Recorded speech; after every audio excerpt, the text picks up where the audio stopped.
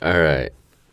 Hey, this is Skylar with Firespider Glass. I'm making a Galaxy Pen in this video, and right now I am making a small gather on the end of a rod of clear glass, and I'm going to use a small blade to press little grooves into the glass. So I heat up a line on the gather and then press it in with a blade. And what that's doing is creating grooves for the ink to flow through when it's attached to a pen. So after I press all these grooves into this ball of glass, I am going to attach another handle, which is called a punty a lot of the time. And now I'm just heating it up and stretching to get the shape of a tip that I'd want. And I'm being careful not to melt any of the grooves so that the ink will still flow. And the side that's hot and not connected to the handle is going to be the side that's connected to the pen. So I'll disconnect that later once it's on the pen body. Right now I'm connecting a piece of 12mm green rod to another clear handle and just cleaning off the end, because sometimes where you've broken a rod there'll be a bit of glass that boils really easily, so I was just pulling that off with some tweezers. And I've attached a handle and made sure that blank is centered, and now I'm actually filing silver to create the galaxy patterns on this pen. So I'm heating up the blank and using a really hot flame to heat up just the surface of this blank so I don't distort the shape of it too much. And I rolled it on the silver to get it stuck to the surface. And now there's actually a bead of silver on this rod that I'm holding in the flame. And what I'm doing is spraying vaporized silver onto the glass in a few spots to give it a certain color in the end. So now I just heat up a spot on the pen and spiral it into a shape with another glass rod that I'm holding in my other hand, you can see. And I do that a bunch of times because each one of those little spirals that I make will be individual little galaxies on the pen. And every time I wiggle it to break it off, because it's partially connected for a little bit. So I break off that rod, and then once I'm done doing this, I'm going to melt in all those little ridges I created while making the galaxies and other shapes in the silver dust.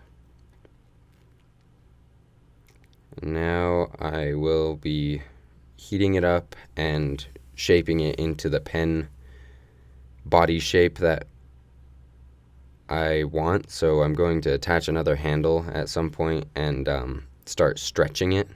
And even hanging it down like that can stretch it out a little bit. So I used a smaller flame to connect a secondary handle, and now using two hands I can actually stretch that thicker rod into a thin pen shape that will be nice for holding with your hands. So I stretched it out a little bit. I'll stretch it out more once I disconnect it, but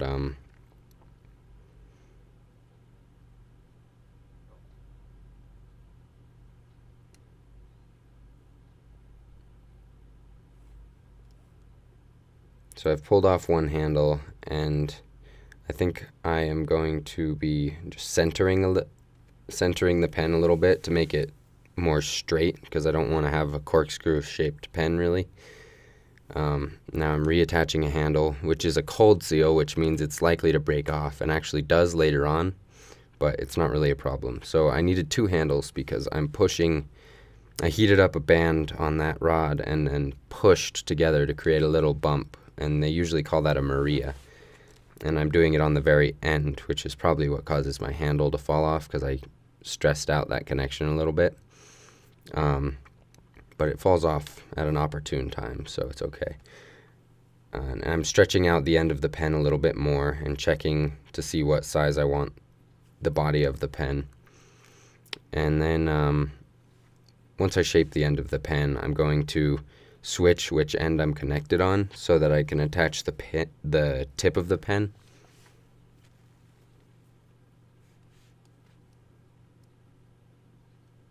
So just getting it centered, checking the size.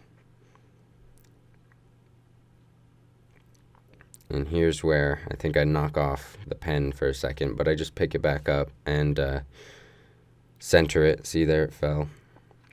So pick it up and attach it, and I switch sides that I was attaching it to, which I was planning on doing anyway. And now I'm just centering it so that I don't attach the nib to a off-center pen, because then the nib would be crooked relative to the body of the pen.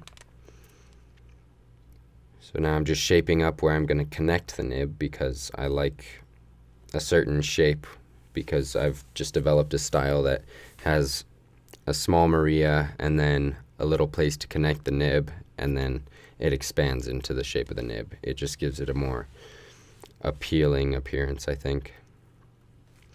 So now I'm heating up both sides, and once you get both pieces of glass equally hot, you can stick them together and they flow together and become one piece of glass.